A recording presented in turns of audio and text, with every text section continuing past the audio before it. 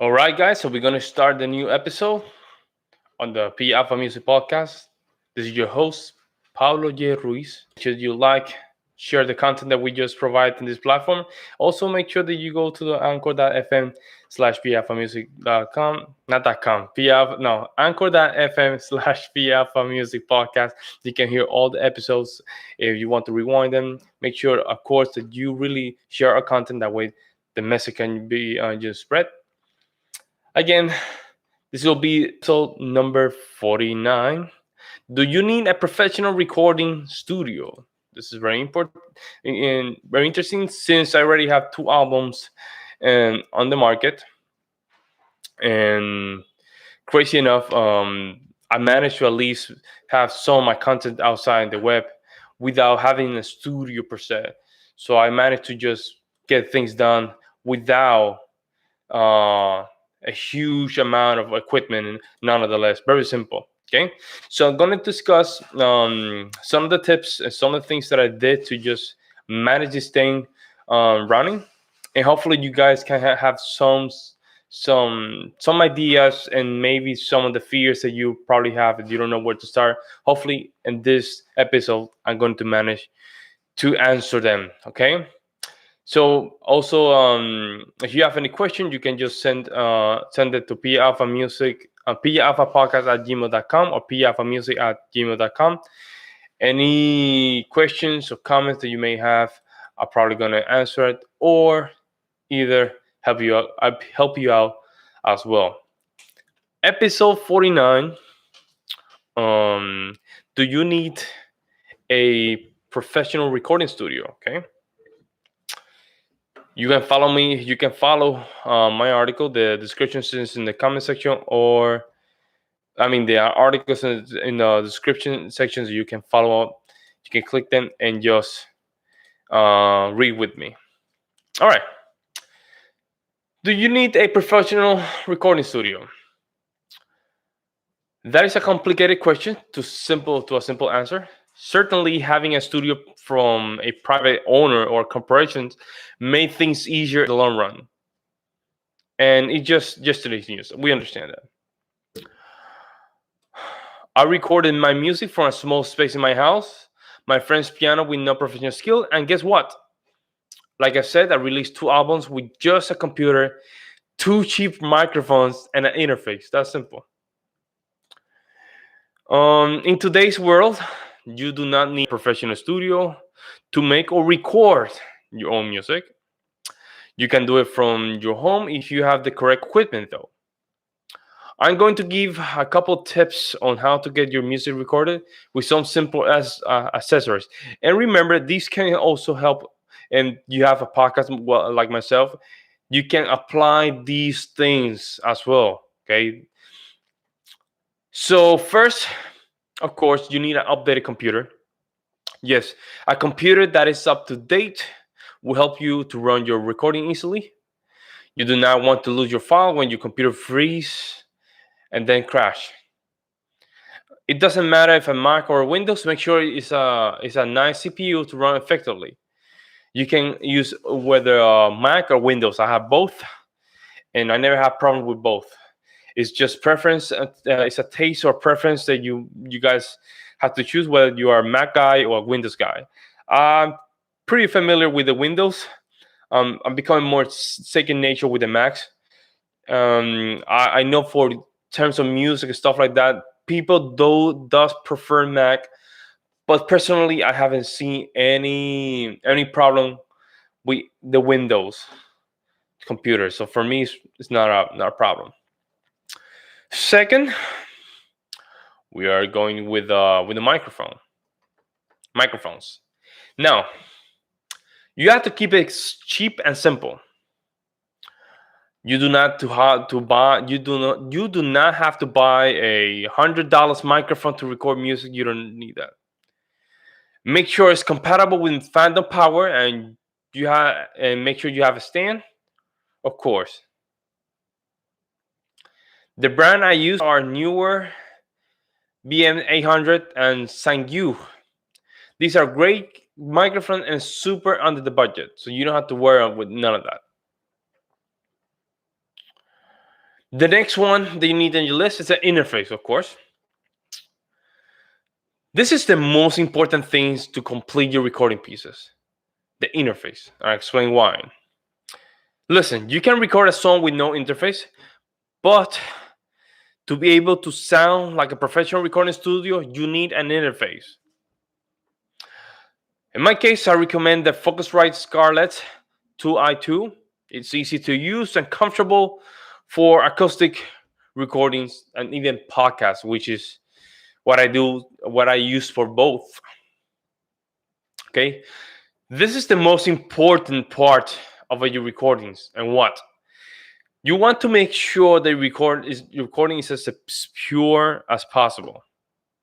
You want to make sure that you are recording the nature of the sound as pure as it gets. The next one is going to be an Audacity program.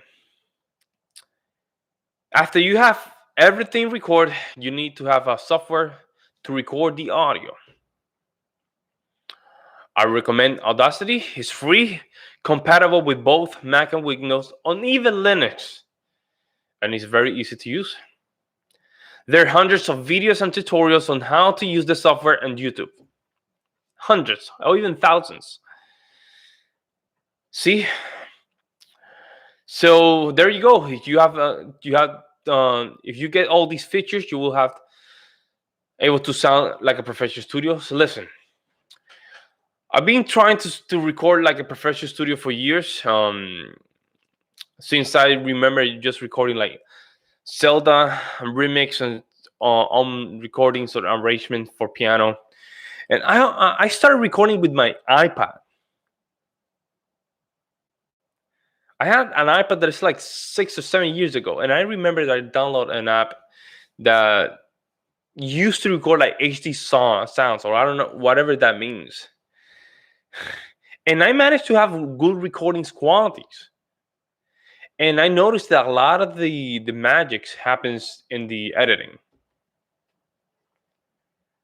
And with simple tricks, I mean, putting a little bit of bass here, making sure that the recording is a little bit closer or a little bit farther from the piano or the instrument make any difference. You have to get used to that process. Now, since I got my feet wet, of course, it was easy for me to make transitions to the interface and the microphone, stuff like that.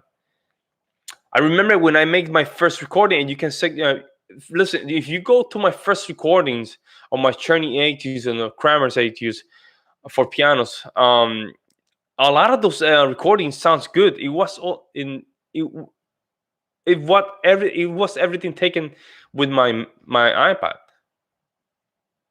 Even my first recording for my podcast just was with my iPad, and everything went by. Everything happens magically with the editing. If you go to my podcast, if you go to my podcast channel, you will notice that the editing is much better. The sound's much better. Why? Because I have better time to edit the sound.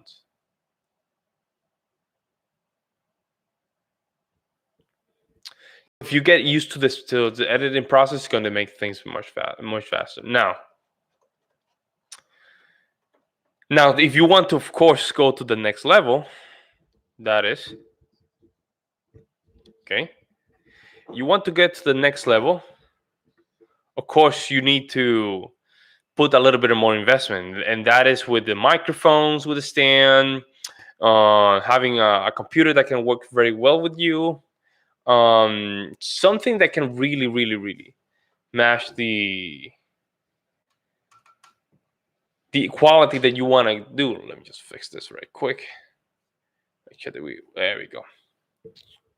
So, for example, if you have already a nice updated computer and the Audacity works or run very well, and you have the microphone plus the interface, and make sure, of course, that the interface has phantom energy, and that way when you record is, of course, much easier. When you connect to an instrument, you want to make sure that the sounds is as clear as possible. And the only way you really can have that is one interface in a microphone. So my microphones are rarely like $12 or $18. It rarely ever goes above the $20 budget. My stand is for the same. I only pay like $5 or $6. But the editing, I mean the connection to the interface make the difference, because the interface, what it does is just take the sound from what it is, so it's very clear, and the rest is just magic. And if you have problems, just go to Fiverr and just hire someone to do the job for you. Simple. Make the audios. After you make the audios, send the files to someone in Fiverr. He takes care of the mastering process. Just pay him a couple bucks, and then just lay back a little bit and just wait for the process. It's simple. Or if you don't have the money, you have to go through yourself. And there's hundreds of videos that can teach you how to record or master your sounds. And I'm not a huge master of the sound engineer thing. I just know simple things, right? You just there's a sounds in the background, you can take them off, and you can just put some bass to it. You can just normalize it, and you can compress the sound and put some treble boost and stuff like that, and that really does make the difference. If you want some acoustic sound, just put some reverb in. It makes this difference. I'm telling you, folks.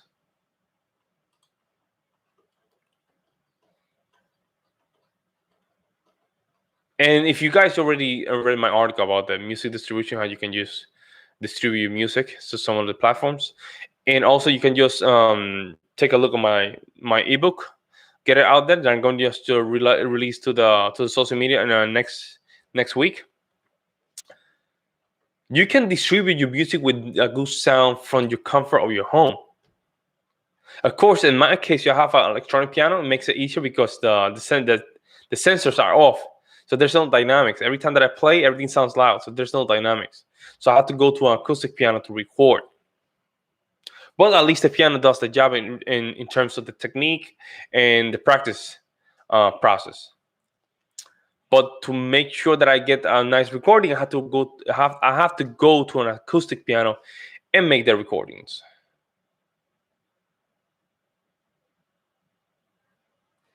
In the future, I mean, if I have a studio that can just provide me all those materials, good.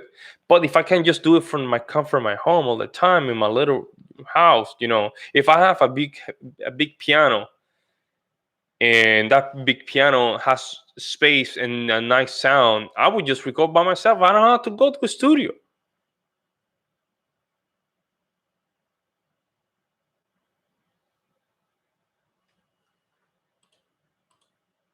So don't be afraid to see things as impossible. You can make these things happen with very simple tips like this. And you can go to if you have a lot of questions, just go to my blog, just read about my tips about music distribution. If you have some stock and you don't know how to compose music, go and read my 5 tips to how to make a composition, or how to start writing a composition. Those things that can just help you out even starting your recording. Maybe the fact is that you know how to record, but you don't know how to compose. That's something that can happen as well.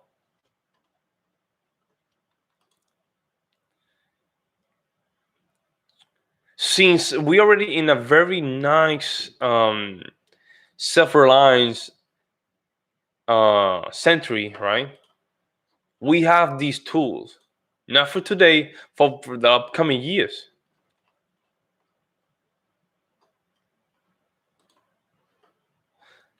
For me, I'm a very independent person, and I like to make my things my own.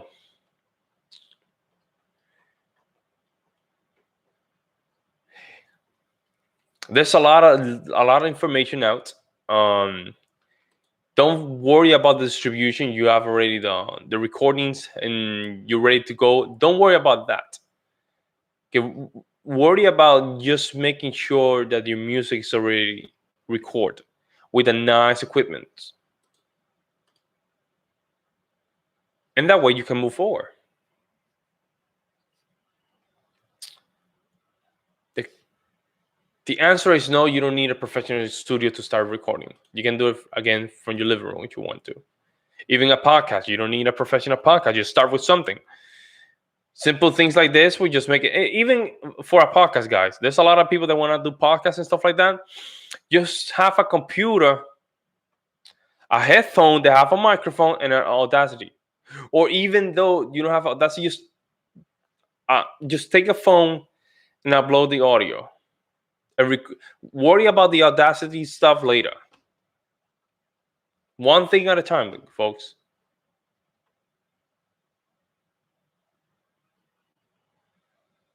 One thing at a time. Now, so these are the features. The features that you will need for a professional studio in your home, right? It only require a small amount of work, but it's going to be worth it. Most importantly, have fun and enjoy your recording sessions, which is very important. You can get caught up in the boring type of things, and this is kind of long, this is kind of boring, I hate it. But this is how you have to start. Remember when a lot of these great professionals recording people, right? The Joe Rogans and the Steve Jobs, stuff like that. They all started in the garage, recording and recording something here, making something there. Start small, and then in the future you want to have a recording studio. At least you know how to move the ball.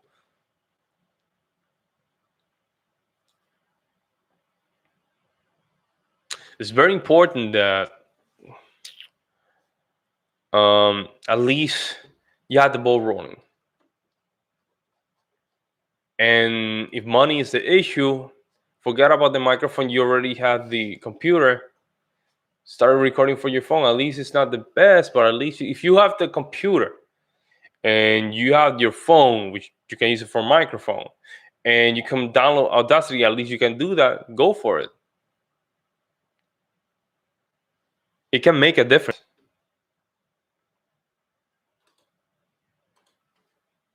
I don't think, at least trying, is not going to affect nobody, only yourself.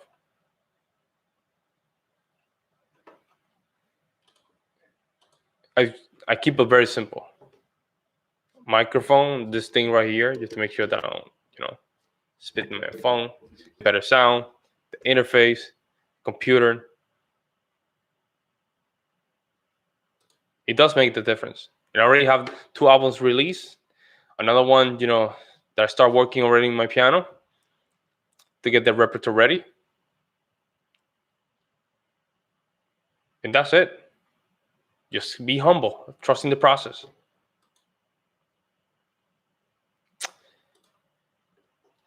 Again, if you have any questions, you can just rewind the episode, or you can go to the link in the description where you're gonna have the article. You can read it by yourself, and make sure that you keep updated with the information that I'm always posting every week. That way you can just you can apply these techniques and stuff like that.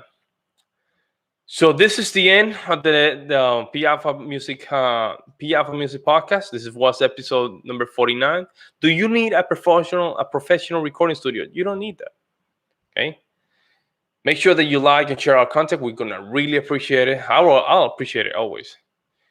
And also make sure that if you can listen to the podcast in the Apple Podcasts and Google Radio, iHeart, and all this distribution or radio stations. You can hear us in all over the world, which you already have an audience worldwide. I'm very, very, very grateful for that. And guys, thank you so much for tuning in.